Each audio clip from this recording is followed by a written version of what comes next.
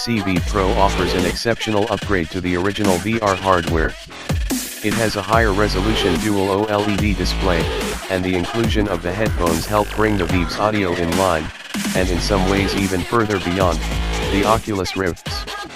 We'll have to wait on pricing details before we can make a final call on the hardware, but so far the Pro is shaping up to be the half-step upgrade the Vive needs to stay on top. HTC Vive is, in my opinion, the best virtual reality headset on the market. It was the first to offer hand tracking out of the box, and still reigns supreme as the best room-scale VR headset. The only problem is that the HTC Vive is losing its spot to the HTC Vive Pro. The Vive Pro enhances everything inside the original headset. It has a higher resolution, 2880 x 1600. To phrase it a different way, the HTC Vive Pro can now display 615 dpi, which is a 78% increase over the current Gen Vive. If the numbers aren't painting a clear enough picture for you, all these extra pixels translate to a cleaner view and nearly screen door effect-free gameplay. The new headset will make it easier to read small text in games and applications.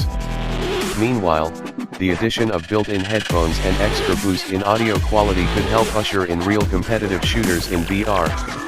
It doesn't help that it's lighter too. Altogether it might only be a half step towards a completely new HTC Vive, but hey, even half steps forward are welcomed here.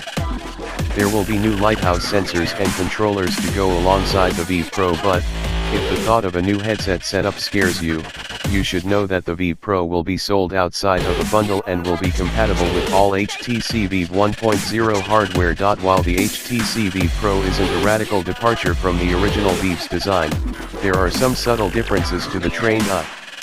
The first, and most subtle difference, is the color. The original Vive is best described as a light gray. The sequel, the HTC Vive Pro, is a dark grayish blue. It's so subtle a shift, though, that you might not be able to notice it unless you looked at them both in person in a brightly lit room. The other major distinction, aesthetically at least, is the second front-facing camera lens. We spoke at length to several HTC employees about the additional camera, all of whom declined to comment on its purpose.